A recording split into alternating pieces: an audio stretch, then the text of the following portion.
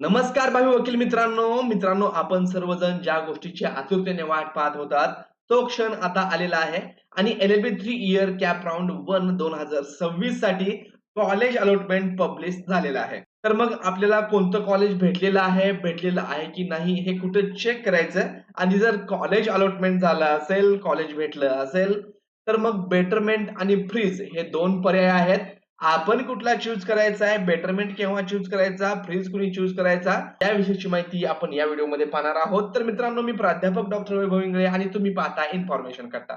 तर तुम्ही सर्वजण या ठिकाणी पाहत असाल, मी आलो आहे ऑफिशियल वेबसाईटला LLB 3 इयर सीईटी सेलच्या आणि इथं पहा CAP round 1 allotment list has been published. तर इथं आता नवीन ऑप्शन ऍड झालाय, चेक वॅकन्सी अलॉटमेंट. तर मित्रांनो, तुम्ही लॉग इन मध्ये न जाता या ठिकाणी चेक करू शकता. इथं चेक कॅन्डिडेट अलॉटमेंट या ठिकाणी तुम्हाला क्लिक करायचं आहे आणि इथं क्लिक केल्यानंतर तुमच्या समोर अशा प्रकारचा इंटरफेस ओपन होईल. तर कॅप राउंड 1 ऑटोमॅटिक इथं सिलेक्ट झालेला आहे.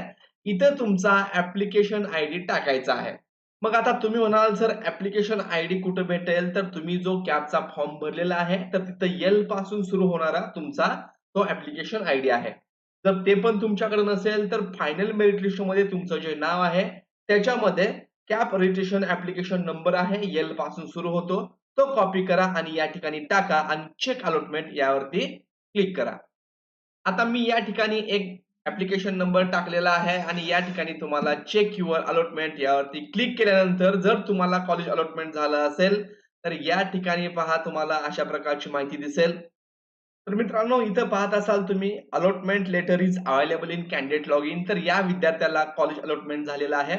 इथं त्याचं नाव आहे, इथं ऍप्लिकेशन आयडी टाकल्यानंतर आपल्याला दिसतं, कॅटेगरी दाखवली असेल आणि अलॉटेड प्रेफरन्स नंबर 2 दुसऱ्या क्रमांकाचं कॉलेज, दुसऱ्या प्रेफरन्सचं कॉलेज या विद्यार्थ्याला दिलेलं आहे. त्या कॉलेजचं नाव इथं आहे. त्या विद्यार्थ्याचं अलॉटेड कॅटेगरी कुठली आहे, अलॉटेड मीडियम कुठला आहे आणि अलॉटेड कोर्स कुठला आहे, ही सर्व डिटेल तुम्हाला या ठिकाणी दिसत असेल. तर मित्रांनो, ही झाली पहिली पद्धत.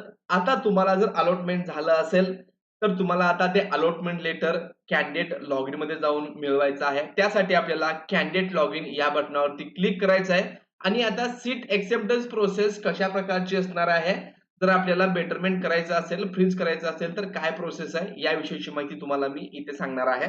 तर सर्वात अगोदर आपल्याला आपल्या अकाउंटला लॉग इन. तर आता पहा या ठिकाणी नवीन option print allotment letter, set seat acceptance status आणि इथं पाहत असाल तर इथं कॉलेजचं नाव आलेलं आहे. इथं विद्यार्थ्याची बेसिक माहिती असेल आणि राउंड फर्स्ट इथं कॉलेजचं नंबर नाव आलेलं आहे. इथं जर तुम्ही सीट एक्सेप्टन्स स्टेटस पाहत असाल तर नॉट गिव्हन आहे. Seat acceptance fee paid status not paid आणि इथं ऍडमिशन स्टेटस नॉट अलॉटमेंट. तर इथं आता print allotment letter set seat acceptance status. तर सर्वात अगोदर आपल्याला इथं सेट सीट एक्सेप्टन्स स्टेटस यावरती क्लिक करायचं. आता सीट एक्सेप्टन्स स्टेटस यावरती क्लिक केल्यानंतर मित्रांनो, आता इथं पहा तुमच्या समोर फ्रीज, बेटरमेंट आणि तिसरं प्रिंट सीट एक्सेप्टन्स लेटर हे 3 पर्याय या ठिकाणी तुम्हाला अवेलेबल असतील. मग आता फ्रीज कोण करायचंय याविषयीची माहिती आपण थोडक्यात पाहूया.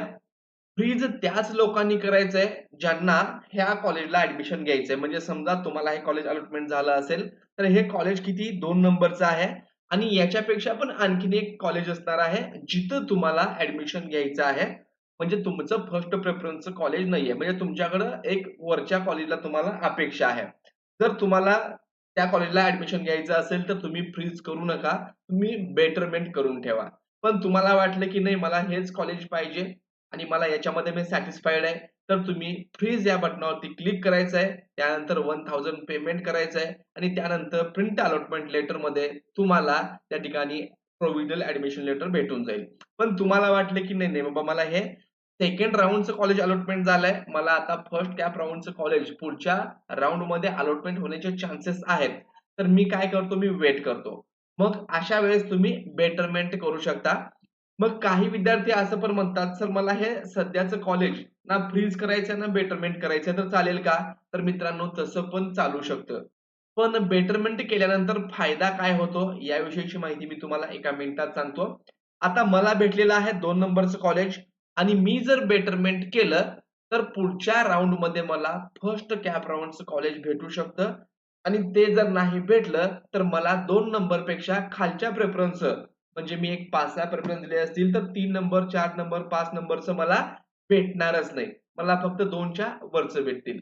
पण समजा मी बेटरमेंट नाही केलं आणि तुम्हाला काय सध्या 2 नंबरचं कॉलेज भेटलंय आणि 1 नंबरसाठी तुम्ही थांबला आहात आणि 1 नंबरचं कॉलेज नाही भेटलं आणि नेक्स्ट राउंडमध्ये जर तुम्हाला तुमच्या आवडीचं म्हणजेच फर्स्ट प्रेफरन्सचं कॉलेज नाही भेटलं, तर याच कॉलेजमध्ये तुम्हाला ॲडमिशन घ्यायचं असेल, तर तुम्ही सेकंड राउंडमध्ये देखील जे फर्स्ट कॅप राउंडला म्हणजे आता जे तुम्हाला कॉलेज भेटलेलं आहे, तिथं ॲडमिशन घेऊ शकता, जर तुम्ही बेटरमेंट केलं असेल तर.